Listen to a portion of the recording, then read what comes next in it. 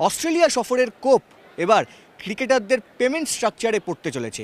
অর্থাৎ অস্ট্রেলিয়া সফরে যে ভারতীয় ক্রিকেট দল ধরাশায়ী হয়েছে, এবার তারই প্রভাব পড়বে ভারতীয় ক্রিকেটারদের যে পেমেন্ট স্ট্রাকচার রয়েছে সেখানে। কারণ বিরাট কোহলি, রোহিত শর্মারা এই অস্ট্রেলিয়া সফরে কার্যত নাস্তানুবুদ হয়েছেন, কেউই পারফর্ম করতে পারেননি। ভারতীয় ক্রিকেট বোর্ড তাই এবার থেকে নতুন পন্থা অবলম্বন করতে চলেছে। অর্থাৎ টেস্ট ক্রিকেটে এবার থেকে ভারতীয় ক্রিকেটাররা যতগুলো ম্যাচ খেলবেন তার উপরে ইনসেন্টিভ প্রথা থাকছে না।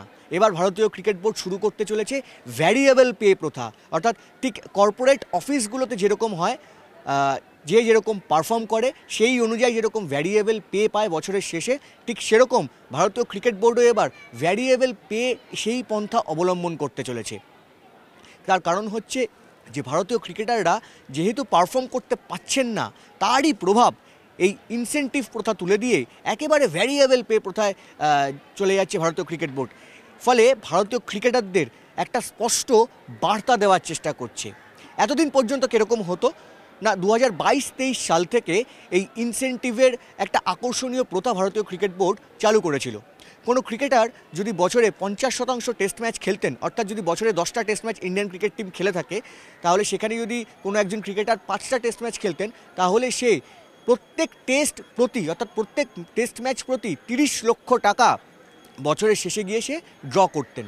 অর্থাৎ কোনো ক্রিকেটার যদি বছরে সে 5টা টেস্ট ম্যাচ খেলতেন, তাহলে 30 লক্ষ ইন্টু 5, অর্থাৎ 5টা টেস্ট ম্যাচের সে 5টা টেস্ট ম্যাচ, সেই টোটাল সেই অ্যামাউন্টটা সে বছরের শেষে সেই ক্রিকেটার ড্র করতেন। অর্থাৎ 1,50,00,000 টাকা সেই বছরে গিয়ে তিনি ড্র করতেন, ইনসেন্টিভ পেতেন। তাদের যে নির্দিষ্ট যে পেমেন্ট, সেই পেমেন্ট স্ট্রাকচারে কিন্তু হেরফের ঘটছে না। অর্থাৎ যে বোর্ডের যে স্যালারি ক্যাপ রয়েছে, বোর্ডের যে বার্ষিক যে বেতনের যে স্ট্রাকচারটা রয়েছে, গ্রেডেশন যে রয়েছে, গ্রেড এ থেকে শুরু করে বাকি যে গ্রেড বি, যে বাকি যে গ্রেডেশনগুলো রয়েছে, সেইখানে কোনো পার্থক্য ঘটছে না বা সেইখানে কোনো তারতম্য ঘটছে না।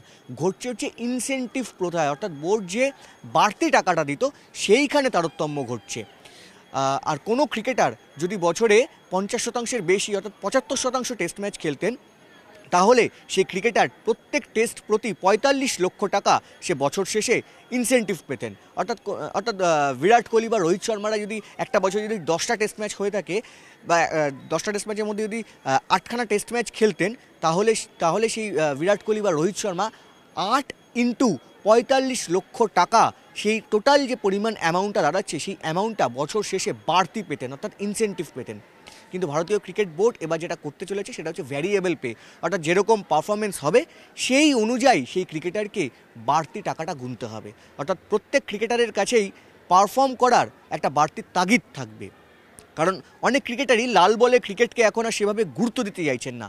তার জন্যই কিন্তু ভারতীয় ক্রিকেট বোর্ড এই পন্থা চালু করতে চলেছে। আর সেই ইঙ্গিত নিঃসন্দেহে ক্রিকেটারদের কাছে পৌঁছে গেছে। নাহলে এই শুভমান গিল, রোহিত শর্মারা হঠাৎ করে টেস্ট ম্যাচে যাতে ভালো রান পান তার জন্য হঠাৎ করে রঞ্জি ট্রফিতে কামব্যাক করছেন। নিঃসন্দেহে এতদিন ধরে ধোঁয়াশাটা কাটছিল না যে হঠাৎ করে এই ক্রিকেটাররা রঞ্জি ট্রফি কেন খেলতে চাইছেন। রোহিত শর্মা আজকে রঞ্জি ট্রফিতে তিনি মুম্বাই ওয়াংখেড়েতে প্র্যাকটিস করেছেন মুম্বাই রঞ্জি টিমের হয়ে। অন্যদিকে শুভমান গিল তিনি রঞ্জি খেলার জন্য প্র্যাকটিস শুরু করে দিয়েছেন। হঠাৎ করে কেন তাহলে এই ক্রিকেটাররা রঞ্জিতে ফিরতে চাইছেন, ডোমেস্টিক ক্রিকেটে ফিরতে চাইছেন? শোনা যাচ্ছে দিল্লি ক্রিকেট অ্যাসোসিয়েশন তারাও কনফার্ম করেছেন যে বিরাট কোহলি আর ঋষভ পান্ত, এই দুই ক্রিকেটারও দিল্লির হয়ে রঞ্জি খেলবেন।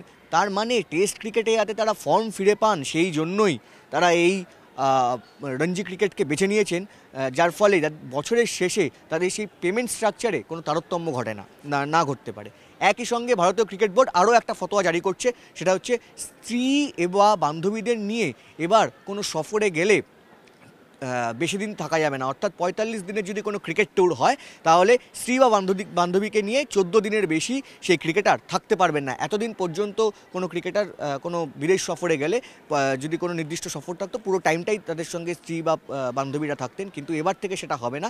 ভারতীয় ক্রিকেট বোর্ড এমন ফতোয়াই জারি করতে চলেছেন। এবং কোনো সফর যদি 2 সপ্তাহের সফর হয়, তাহলে সেক্ষেত্রে স্ত্রী বা বান্ধবীরা তাদের সঙ্গে 1 সপ্তাহের বেশি থাকতে পারবেন না।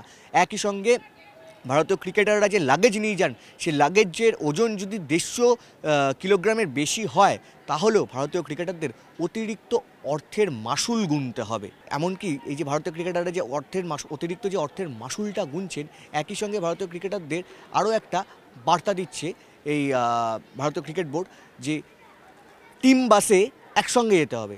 অর্থাৎ কোনো ক্রিকেটাররা আলাদাভাবে ট্রাভেল করতে পারবেন না। এতদিন পর্যন্ত দেখা যেত বিভিন্ন ক্ষেত্রে যে টিম বাসে কোনো ক্রিকেটার দেখা যেত যে ট্রাভেল না করে পরিবারের সঙ্গে আলাদাভাবে ট্রাভেল করছেন, কিন্তু এবার থেকে সেই নিয়ম তুলে দিতে চলেছে ভারতীয় ক্রিকেট বোর্ড, যাতে ক্রিকেটারদের মধ্যে ওই ইউনিটি, একাত্মতা, ওই স্পিরিটটা যাতে ফিরে আসে।